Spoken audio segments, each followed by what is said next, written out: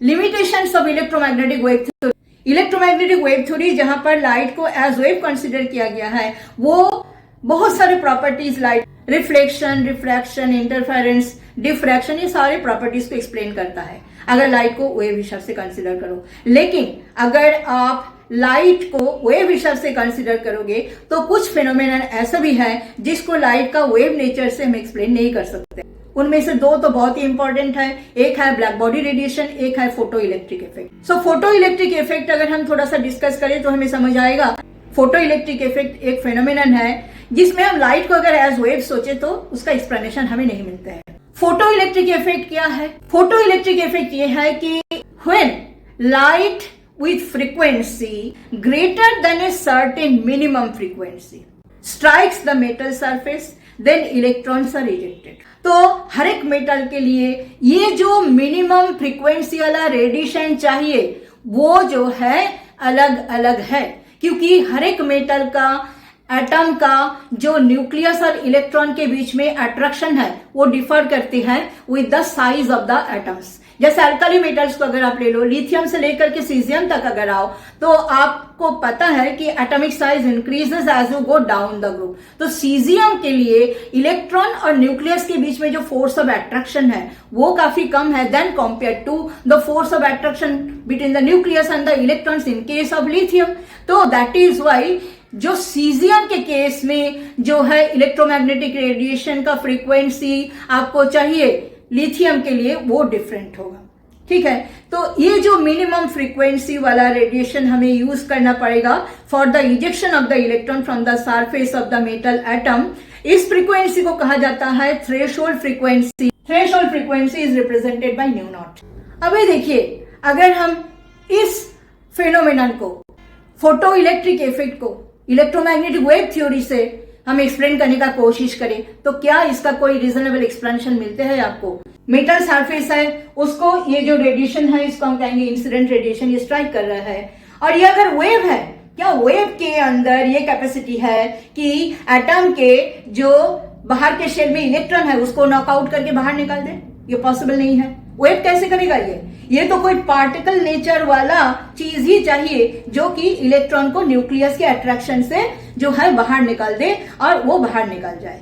तो इसीलिए electromagnetic wave theory से फोटो इलेक्ट्रिक इफेक्ट का एक्सप्लेनेशन जो है नहीं मिला था। तो अभी आया मैक्स प्लैंक।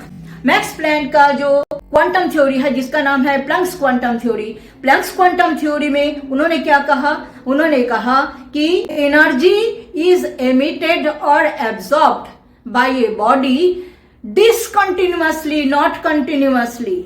पहला ही पॉइंट देखिए, वहां पे इलेक्ट्रोमैग्नेटिक वेव थ्योरी में क्लार्क मैक्सवेल ने कहा था ये कंटिन्यूअसली निकल रहा है, जैसे कि कोई पाइप है जिसके अंदर से पानी बहुत ही फोर्सफुली निकल रहा है, एकदम से निकलते जा रहा है, उसको हम बोलेंगे कंटिन्यूअस। लेकिन इन्होंने कहा, मैक्स प्लैंक ने कहा कि एनर्जी एमिट जब होती है इन द फॉर्म ऑफ रेडिएशन तब वो कंटिन्यूअसली नहीं एमिट होती है, डिसकंटिन्यूअसली एमिट होते हैं इन the form of small discrete packets of energy. That means scenario कुछ इस तरह से है, ये आपका बॉडी है जो कि हॉट है और ये जो है एनर्जी एमिट कर रहा है रेडिएशंस के फॉर्म में। मैक्स प्लैंक ने कहा इस तरह से छोटे छोटे पैकेट्स के फॉर्म में एनर्जी जो है एमिट होगी।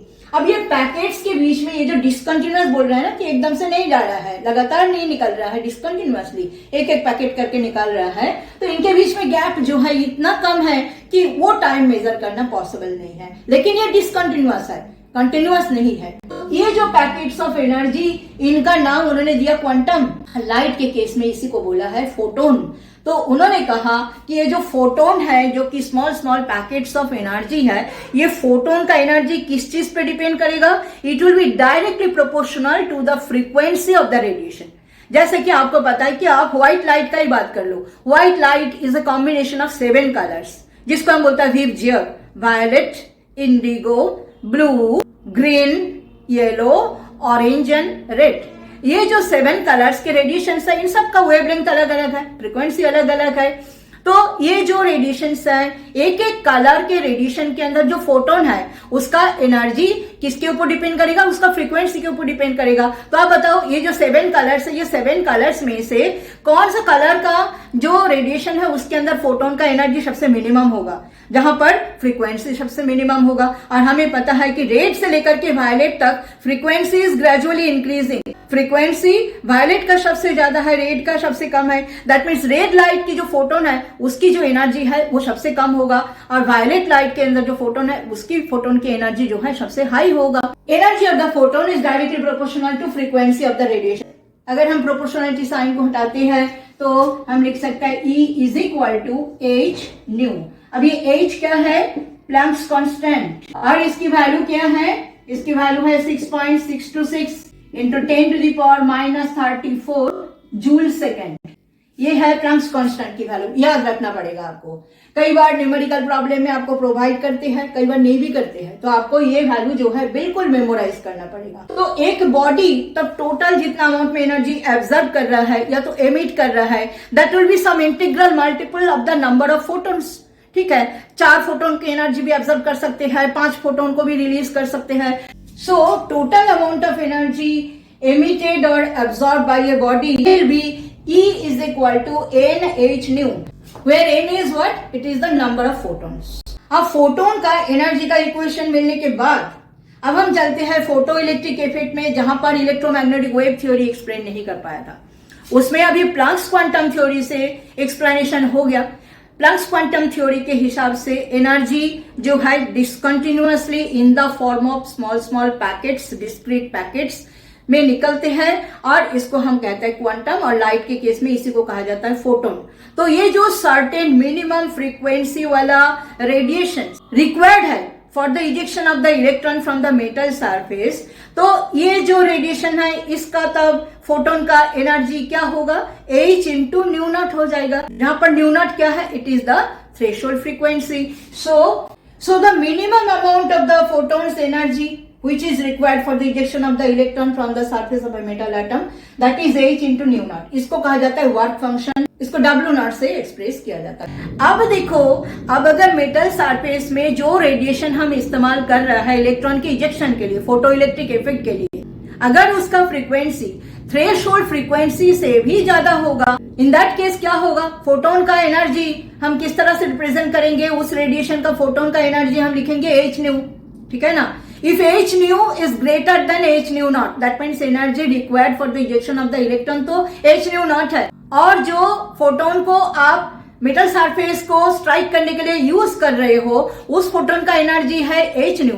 अगर H न्यू नॉट से ग्रेटर है तो जो एक्स्ट्रा एनर्जी फोटोन के अंदर है वो क्या होगा, it will be converted into the kinetic energy of the ejected electron.